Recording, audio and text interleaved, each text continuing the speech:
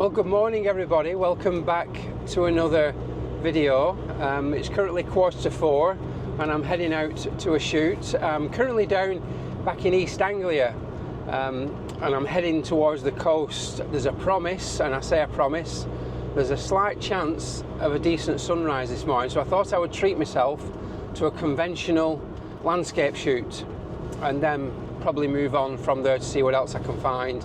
So I'm heading to Southwold. It's probably about half an hour drive from where I am, but I've only had a short period of sleep. Yeah, it's probably about 4.5 hours sleep that I've got since we arrived, but it's enough. It's plenty to make me feel fresh, and I'm ready to go and keen to see what the dawn will bring. So the shoot is at Southwold Pier. It's a place that I've done a few times over the years, but I was looking back on the videos and it's 4 years since I did the pier, and sometimes I just really fancy doing something a bit more traditional in terms of landscape photography, so I'm quite excited to get there this morning. Now, I've always taken photographs of the pier from one particular side. I've never explored the other side, and that's what I'm keen to do this morning. So I'll keep my eyes on the road and I will see you when I get there. So finally got here, about 25 minutes, that's all it took. What a journey, dodging hedgehogs, muntjac deer and rabbits. It seems Suffolk at this time of day is filled with wildlife, but I managed to get here and not to kill anything, which is always a bonus. Now I have to say, looking out between these beach huts, there's quite a bit of cloud on that horizon. The forecast is slightly different to what it was originally promising. I'll just show you now on weather radar. You can see there at 6 a.m. there's quite a lot of cloud off to the east where the sun's coming up, unfortunately, but by 9 o'clock that has completely gone. So what I'm hoping for, I'm not going to promise, is that the cloud out at sea disperses sooner rather than later, and the residual cloud that's left above will light up. That's always what I suppose landscape photographers are after when they're doing the dawn shoots, is that lovely colour in the sky. So I'm going to grab a quick brew. I've got a bit of time in hand, and then I'll see you out on the beach.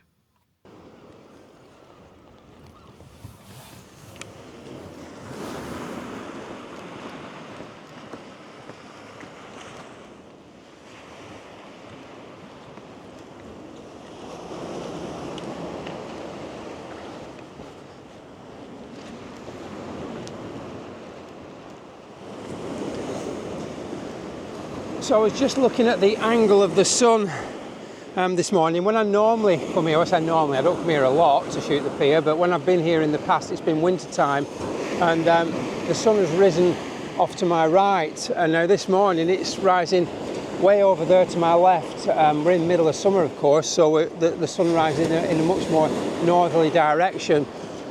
So this side of the pier isn't going to receive any light, but I really wanted to do something that I hadn't done before, and that's why I came to this side. Now, if I choose to, I can very quickly get to the other side of the pier to the shot that I'm more familiar with if I want to. Now, the reason I came to this side is just down here. You've got the groins on the beach, and I wanted to incorporate the groins and the pier as two nice tram lines leading you into the frame. And my hope was that we'd get some nice colour on the surface of the water as well. I don't mind the pier being in silhouette. It's a very recognisable shape. So I'm going to set up here first and wait around a while, finish drinking my coffee. There's still plenty of time left. It's about 40 minutes before the sun comes up. But just looking on the back of the little pocket 3 there, the light looks tremendous. It's actually a little bit darker than what it's revealing on there, but there's some beautiful colours to be had. Now, of course, with my camera, I'll get it up now with a long exposure. I'll be able to take advantage of those colours. So I'm going to, like I say, get into my coffee and get the camera set up at the same time, because, as always with landscape photography and dawn shoots, you don't get a lot of time to spare. So I better get going. Don't you just love the sound of the sea first thing in the morning? The beach is completely empty. It's so calming. Such such a lovely time of day to be out. So I've got my 28 to 45mm lens on. This is a lens that I actually rarely use because I don't do a lot of landscape photography. As you know, most of my images are more intimate scenes like enclosed woodland environments and close-ups, but I do love this kind of work. I just don't get the opportunity to do it in the locality where I live. So when I do get somewhere like this, I really grasp the opportunity. So at the moment we're still at the latter end of the blue hour, so I'm just tweaking my composition, getting it ready. I do like what I've got there. I'm at 2 seconds at f/16, so I am just going to take a little test shot just to see how that looks.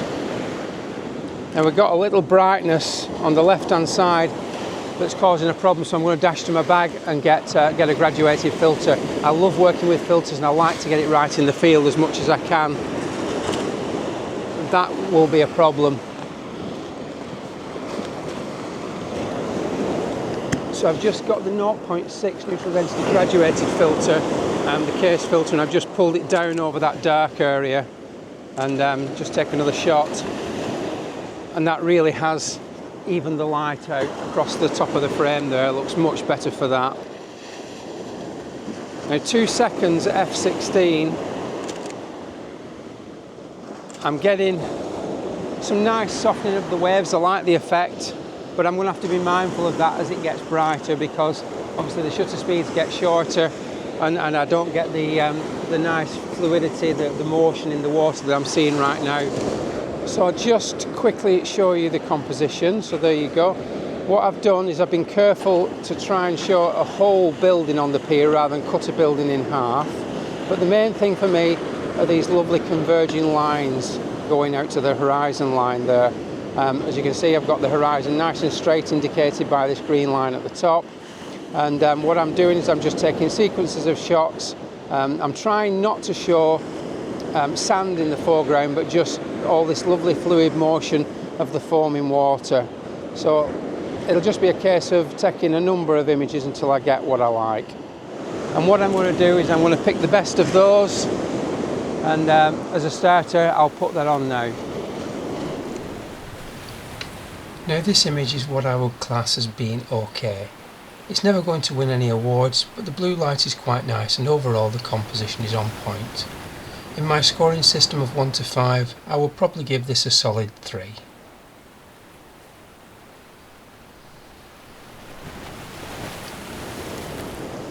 So the tide has actually gone out a little bit since I started this session, and it does look like we're not going to get that beautiful dawn light, but we've still got the latter end of the blue hour. I've now put my exposure, my ISO to 100. When I started this session, I forgot to mention, I was at 400 ISO because the shutter speeds were just far too long. So I'm now down to 100 ISO. I've actually put a polarizer on as well, and as you can see I've lowered the camera down to take advantage of the wave motion. As I've come further down the beach, it became apparent that was something that I wanted to do. Plus, when I started the session, this sign was in the shot, and whilst it's easy to remove in Photoshop, I've now got a position where I don't have that. I'll just quickly show you on the back of the camera the compositions I've got. For all intents and purposes, it's very much like the first one, just that little bit lower down, but still nice nonetheless. And I'm going to continue to shoot because the light is really quite nice still at this moment in time. Now I've gone back down to 100 ISO, and as long as I keep control and don't brighten it up too much, that blue cast that we've still got at this time of day is really quite apparent with a slight underexposure of the shot. So I'm keeping the histogram really over to the left hand side so that I'm just not quite clipping the darks. I'll show you the composition now. So as you can see, very much as it was before, just that little bit closer to the ground. So there's not really anything else to tell you, and I'm going to put the best of these ones on now. It'll be interesting to compare those two together at the end. Now this second image, whilst having less blue and the composition being virtually the same, I actually prefer this version because of the contrasting tones in the water. In essence, the day was suboptimal for the subject matter, and this is one of the most important things to remember when shooting landscapes. let the conditions dictate the subject matter. Here, I ignored this rule for the sake of bringing fresh content to the channel. Now, by contrast to my images today, this next image was taken of the same pier when the light was doing everything I needed to do. The takeaway here is always be prepared to adapt to the conditions. Well, that was it. A very, very short session indeed. That's the thing with landscape photography and, well, dawn photography and evening shoots, is that they really don't last very long at all. Just let me go and get my filter holder, my coffee cup. You almost blink and the whole thing is over with.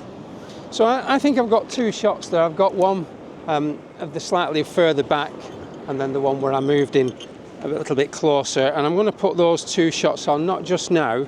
I'm going to go for a little walk along the beach, because as you know me, I like to get the sequence of 3 shots. So I'm going to have a walk along the beach while this light is still lovely and soft before we get going into, I mean, the summer days are very, very long, and by the time, let's say in 2 hours time, for example, the light's just going to be so harsh, there's going to be nothing of value to shoot, which is part of the reason why I got up so early. So I'll have a walk along the beach and see if I can find anything else just to make up that sequence of 3. I'm sure I can find something. So the sun did eventually show itself. There's some nice colour just underlighting the clouds just there, but I'm not going to be persuaded by that. That's a mistake I've made all too often back in the early days. You see the big patch of blue there? It's just an empty space that's doing nothing, and it really isn't appealing on the photograph. I've tried it so many times. I'm going to focus on the task in hand, and I've found myself what I think is a nice little composition down here. So I'll just turn you around. I've been scouring the beach, and really everything is much of a muchness, so I've been concentrating on looking for specific shapes within just these millions of little rocks, and I've just happened to come across one down here, which is this little group in here, and you've got this lovely kidney shaped stone here that's echoed by this one here, then surrounded by these little pebbles. And I just think that if I go in close and just angle the camera just well enough, I think there's a nice image to be had there. And of course we've got the sun coming in from this right hand side, just catching the edge of this stone. I need to be quick because that will become a hot spot very, very quickly. So there's my shot. I've gone in really quite close with the camera. I've tried to frame it in camera rather than crop it afterwards. Now, there is a benefit with shots like this, whereas if you shoot them higher up and then crop them in, you don't have the depth of field issues to concern yourselves about. Now, I've gone in close, so this is definitely a focus stack for me.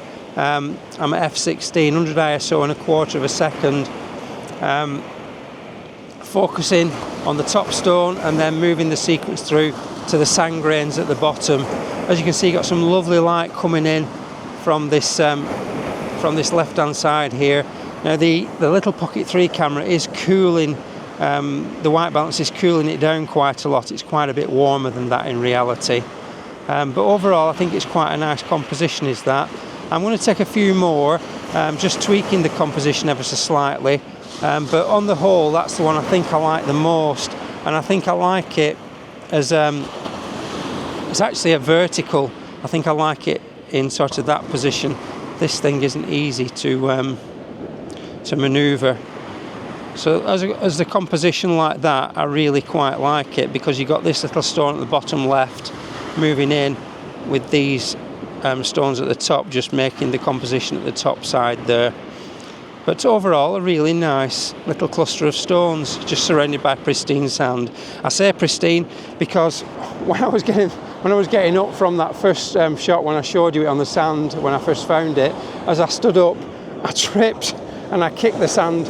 Unfortunately, most of it didn't hit the stones, but there was 1 or 2 bits of grains on top that I still haven't got rid of. I can see them in the camera when I go in at 100%, but I can just spot those out with Photoshop with the brush tool. So I'm going to put that on now, and then I'll get back to you in a second. So this is the image that I took on the day. Now I have to confess that at that time there was something niggling away at the back of my mind, and it was the 2 stones that you see, one top left and one bottom right, the dark stones. I knew when I was on the beach that there was nothing I could do about those, but I thought I might be able to get away with it. Removing them was just not an option. Had I done that, I would have left marks in the sand that would have been so obvious it would have ruined the shot. So I took the risk and decided to leave them in. Now this next shot is with those stones removed. Obviously I've been able to remove them when I've got back to Photoshop and cleaned the image up. And as I'm sure you will all agree, the image is so much stronger for not having them in there. So it just goes to prove, as they always say, it's about as much what you exclude as what you include in your photography, so bear that in mind. Well, that's it from me for today, folks. All the usual stuff. Give the video a lovely big thumbs up. Don't forget to subscribe, of course, and leave some comments below. Let me know what you think of today's images. Now, I will say that if you want to support the channel more, don't forget there's always the option of using Patreon. You can join there from as little as 99 pence per month, and I do show a little bit more about what goes on behind the scenes. At the moment, Patreon are doing a thing where you can get a free trial on any of the tiers and then continue thereafter. So from a beautiful morning in Southwold and specifically Suffolk, I will see you in the next one.